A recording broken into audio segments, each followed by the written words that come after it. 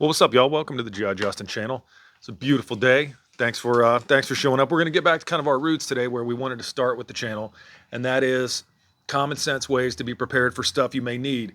Today, we're gonna look at 5 hacks, if you want to call them that exist that are super helpful when it comes to maybe figuring out some problems that you may not be ready for, and taking care of some stuff you may just find even in your day-to-day life that is something cool to fix. So the first one we're going to talk about is this little guy, cream of mushroom soup. Gross, right? Yeah, I think so. Oh, it's just the can that I grabbed from the pantry. Anyways, so something that can happen a lot, you find with these that don't have this little pop-off lid on them, is okay. What happens if you're somewhere and you need to get a can open, such as this, and it doesn't have this little easy top lid, or you don't have a can opener?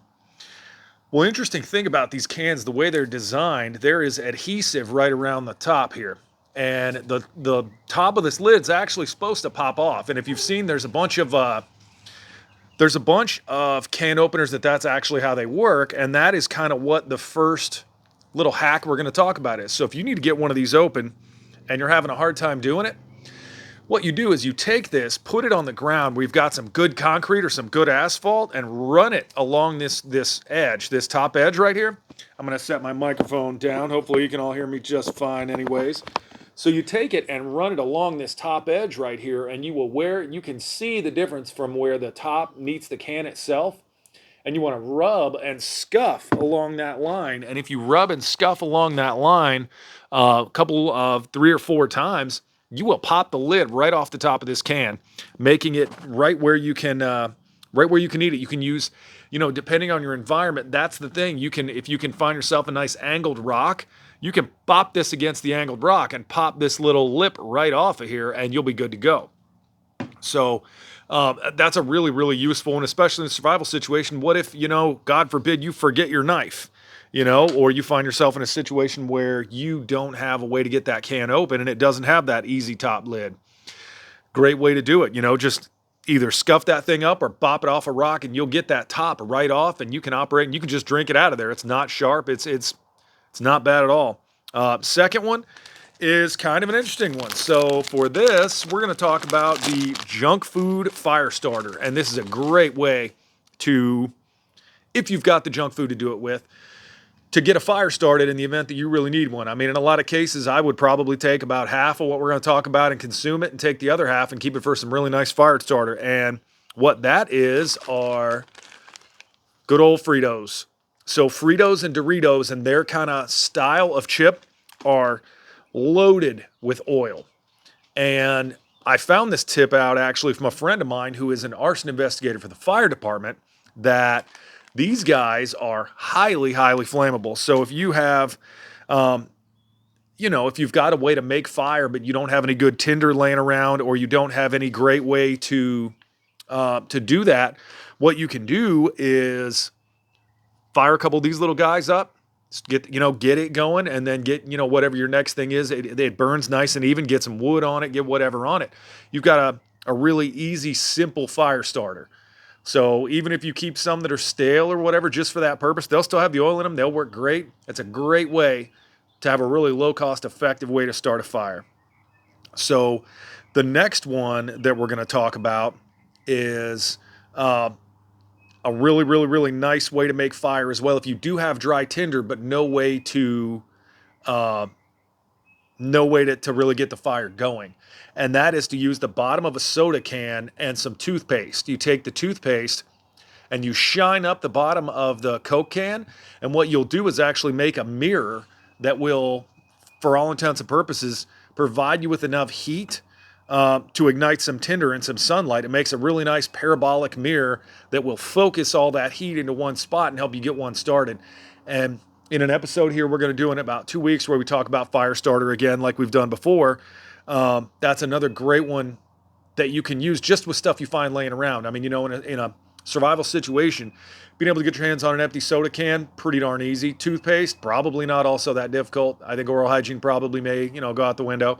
And you can do it with pretty much any soda can that you find. You just shine up the bottom, and then boom, there you go. So that one works really, really great for that.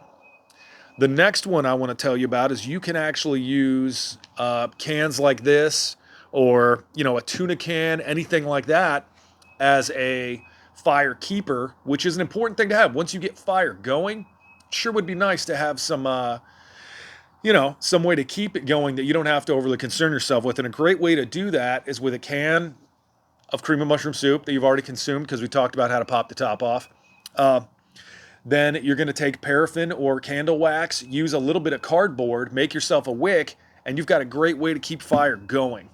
And trust me, there is nothing more frustrating than getting a fire started, going to bed, and coming back only to find out, oh, the fire went out while you were asleep. Time to start it at zero. So that's a great way to keep fire going.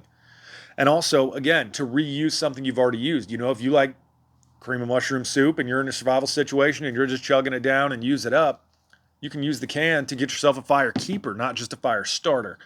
Amazingly cheap and effective way to do it. And also, if it's something you've got on hand already, it's a great 2-for-1 use. So next one we're going to talk about, everybody's got trash bags at home. Consider setting aside a trash bag for a basic impromptu poncho if you're going to find yourself in bad weather. Keep it handy and realize, hey, you can cut some sleeve, some holes in for arms and one for your neck, and you've got a great ad hoc emergency poncho that will keep you really dry and keep you, because being cold and being wet is miserable. So that's a great, great, easy way with something everybody has on hand that you may not be thinking about a poncho ahead of time that you can do. So the last one is kind of surprising and something you may not necessarily think about. So in a survival situation, we've talked in previous videos, and I'm going to link the playlist in up here at the beginning of the video. But something that, if you're being pursued or you're in a survival situation, mobility is key. And if you've got a vehicle that you're out ripping around in and you get a problem, this is actually an interesting way to solve that problem. Not permanently, and this is by no means auto advice. So I am advising you not to do what I'm about to tell you how to do, but you can be aware that in a survival situation, worst case, this is not freaking advice for how to work on your vehicle. But if you have a situation where you have a hole in your radiator, something you can do that will help you buy a little time to keep what is left in that coolant in that radiator rolling and keep it moving, an egg, if you can believe it. What you can do with this egg is you take the egg, crack it open, and put it down the radiator, believe it or not, like directly into the radiator, right where the coolant fill port is at. And what'll happen is that hot coolant will make this egg start to get solid, like a scrambled egg basically, and it will temporarily plug that hole. This is true, verified fact. It will temporarily plug that hole for you. So you can use, if you happen to have one, the lowly egg that now costs $38, which is why I'm putting this one right back in the fridge as soon as I'm done using it, can fill that hole. That hot coolant will cook the egg and will start pushing it out the hole as it's the heaviest thing in there, and it will temporarily jam up that hole you've got in there. So a really interesting kind of MacGyver sort of day today, where we're talking about interesting ways to use household stuff in a pinch, in a survival situation. So these are definitely some things that, if you look at what you've got on hand, these are some great ways to utilize those things to help you do some stuff. Remember, like I said, the egg thing is not automotive, again, and not automotive advice, but in a survival situation could come handy. And the rest of these things are some simple hacks to solve some problems, even in day-to-day life, you could run into. So thank you guys so much for watching the channel. I told you I'd throw you a bonus episode over the weekend. I don't normally do them on the weekend, but you guys earned it, so I appreciate it. Down here in the corner, there's going to be a little helicopter. If you're not subscribed to the channel already, I will bring more cool information just like this. So all you got to do is hit subscribe, and you'll learn about some really cool ways to do some really cool stuff with things you may not have prepared for. So thank you guys so much, and have an awesome day.